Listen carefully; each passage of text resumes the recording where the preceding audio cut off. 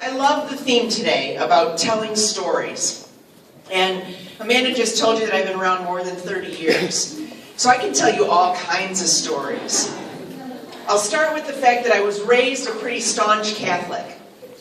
And one of the reasons I was interested in working for Planned Parenthood all of those years ago was because I had virtually no sexuality education at home and just in sporadic spurts from really rebellious teachers in Catholic school.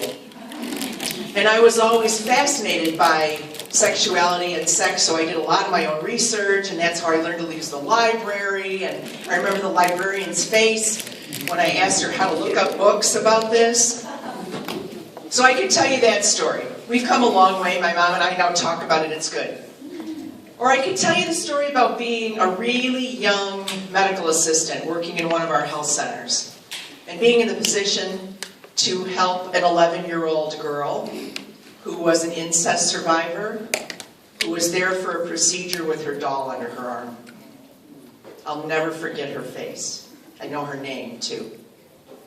Or I could tell you the story about the woman when I was running the medical programming at our facility in Ann Arbor, and she showed up 45 minutes late, drenched from the rain, and saying that she had awakened that morning to her husband, who had been sleeping around on her, having left and cleaned out their bank accounts and took their car, and she was by herself, and she navigated her way in with her 4-month-old baby, who was covered in poop, by the way, and on the bus, and she was dripping wet, and she was nasty, and she was upset. But we took care of her that day, and she came back 6 weeks later to say, absent the love that we showed her, she would have given up on humanity and probably done something drastic to herself and her child.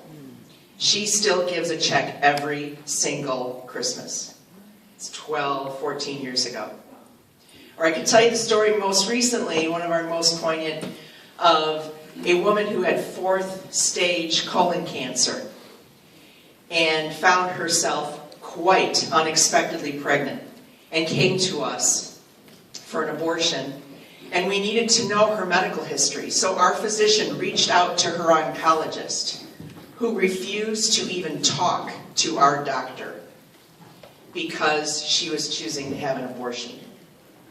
So that physician decided that their own convictions trumped this woman's health.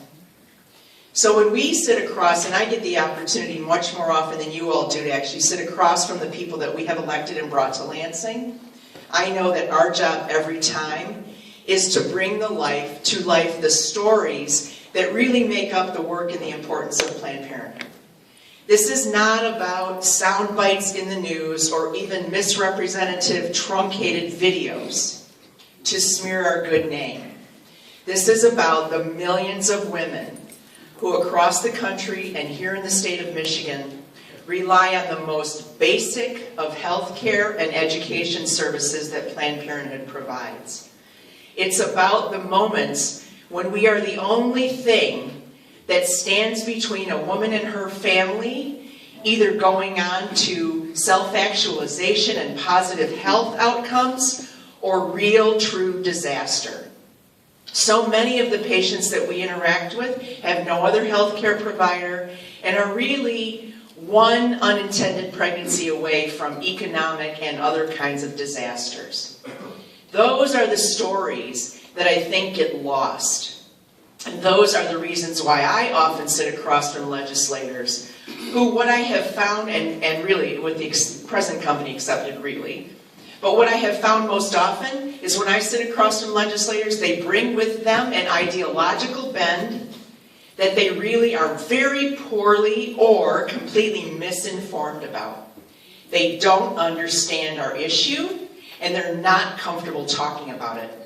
So the fact that you came today and sat across from these people and had real eyeball-to-eyeball discussions and brought to life, gave our work faces and names and told your stories, I can't tell you the extent to which that makes an impact and is very, very powerful. So you need to applaud yourselves